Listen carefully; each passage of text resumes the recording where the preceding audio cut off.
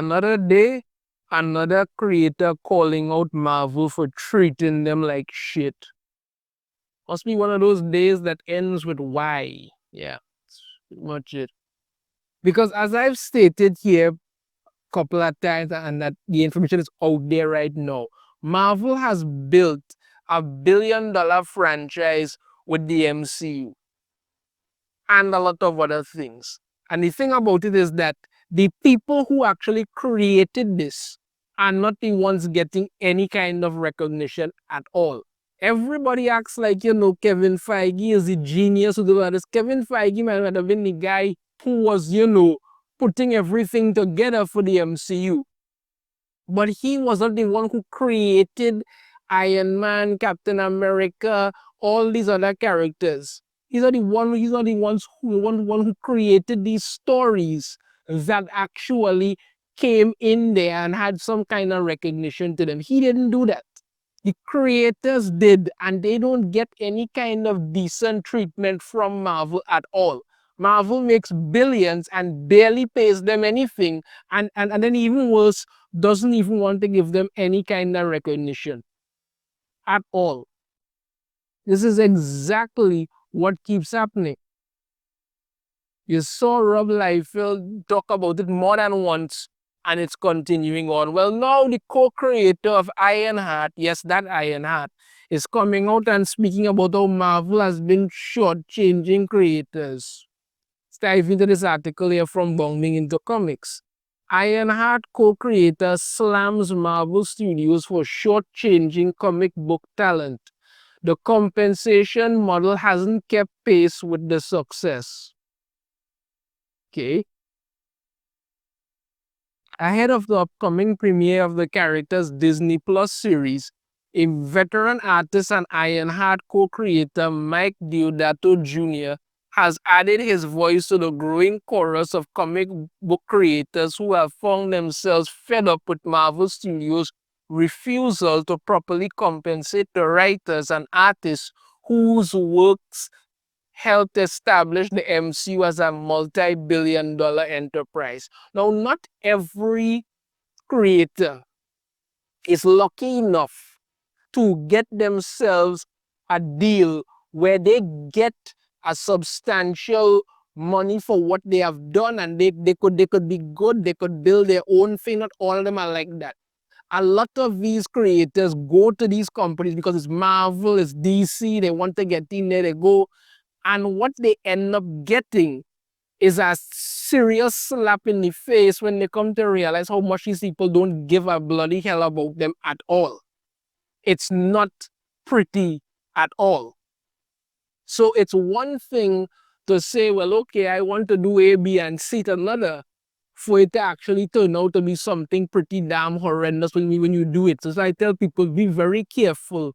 If you are a creator and you want to go anywhere near the big two, be very, very careful. I mean, some stuff here from when Riri Williams was at MIT in comic books, and she's, building a counterfeit Iron Man suit. The former Marvel Comics artist, who prior to his 2019 decision to break from the publisher in order to pursue his own projects, penciled the new Avengers era of Amazing Spider-Man Volume 1, Norman Osborn's time in control of the titular team in Thunderbolts Volume 1, and Riri Williams' official debut in the Brian Michael Bendis pen Invincible Iron Man Volume 3, took aim at the Disney subsidiary's corporate greed on May 13th, the day before the official debut of Ironheart's first trailer. So yeah, before I continue on, Brian Michael Bendis was the man who came up with Riri Williams. And like I say to people, you have to understand when it comes to Brian Michael Bendis, he's not just going in, he never just went in and said, like, I just want to do this and done with it. No. You could pretty much tell he was at the end of any kind of creative power at all, because when he went over to DC, he made a complete mess of that over there as well. You understand me? But Riri Williams as a character is just horrible. This is a horrible, horrible character. But he did it, so that's what we got.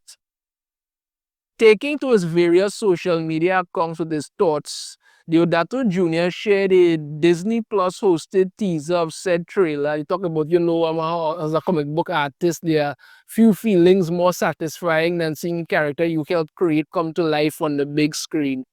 Didn't really go out and say that about Ironheart, but all right. He talked about how the trailers going to drop and all of that, and how he created Riri Williams along with Brian Michael Bendis. Okay. However, that was where his praise ended. As from there, Deodato Jr. admitted, but as much as I celebrate this moment, there's a bitter edge to it. You see, while Marvel has built an empire worth billions on the backs of its creators, the compensation model hasn't kept pace with the success. Yep. I'm in a good place, one of the best paid creators in the industry, and I truly appreciate that. But it's not about me, it's about the principle. When a character you poured your heart into helps fuel the engine of a multi-billion-dollar machine, a small share of that success feels only fair. This is why I keep telling people, not everybody is going to be as lucky as he is. So I always say, if you have a creative idea like that, and you want to approach Marvel or DC, I'm not saying don't do it, I'm just saying be very careful, because they will take it. And the thing with Marvel is that they want you to sign over your rights to these characters, and you get barely anything, if anything at all. That is what happens. So you have to know, if you want to do it, you have to know how to negotiate a deal that works for you. If it doesn't, don't do it. Creators don't ask for billions or even millions, he continued. Just a nod, a bit of recognition, and a share that reflects the contributions they've made. Rob Liefeld didn't even want money. He just wanted some decent recognition for Deadpool. That was it. And they refused to do that. It's not just good ethics, it's good business. Happy creators stay invested, inspired, and loyal.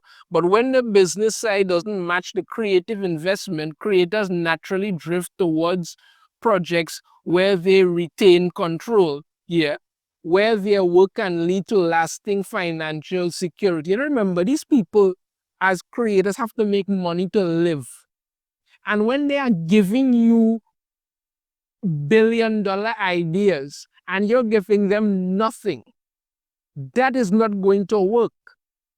You can't just say, well, they should be happy that they're getting recognition for working at Marvel or DC. Screw that. People need to live. And if you're not doing that with people, then you need to flicking stop. That's why more and more of us are focusing on creator-owned projects where we can truly share in the success of our creations. Like I say, a lot of people are doing that. A lot of the creators are saying to themselves, why should I go and put my heart and soul into creators only to give it to this company and literally just let them destroy it and I get nothing out of it? It doesn't make any sense. Drawing his thoughts to a close, Deodato Jr. asserted, I'm not bitter, just realistic. I'm proud to see Riri come to life. I wouldn't really say that. Okay, And I'll always appreciate the fans who made that possible. I don't know how many of them there are, but all right. But I hope one day the companies that thrive on our imaginations will truly recognize the value we bring to the table. Unless something truly spectacular happens when it comes to Marvel and DC, that's not going to happen anytime soon. Because they are just perfectly happy to keep hiring you worse and the worse, drain these characters dry, drag them through the mud, and then act like, you're supposed to love this. Just take a look at Spider-Man if you don't believe me. Marvel, you can do better, he concluded, and I genuinely hope you will, for the sake of the characters we love and the creators who bring them to life. Yeah. So yeah, that's what's going on. That's what he had to say. He doesn't want much, just he just wants Marvels that treated creators better. But you see, this is the same thing Rob Liefeld talked about, and he eventually had to cut ties with them. The man went to the Deadpool and Wolverine premiere with his family, and he didn't like the way that he was treated. You understand? He didn't like the way that he was treated. Mike Deodato Jr., he left. he is pursuing things on his own because he and all knows what's going on when it comes to Marvel and how they don't treat people well at all. And this kind of thing is not going over well anymore. People are speaking up about it. And like I said, it's only so many times you could claim, oh, people just talking nonsense. No. Where there's smoke, there's fire, and right now there's a whole lot of burning going on over at Marvel because they're treating creators like crap and putting out even more nonsense. Good luck with them. Let me know your thoughts on this in the comments. If you have a different opinion, I'd love to hear it. If you like the video, should hit that thumbs up. Subscribe if you haven't already. Ring the notification bell. You'll be notified every time I put a new video. And I shall see you all next time. Take care.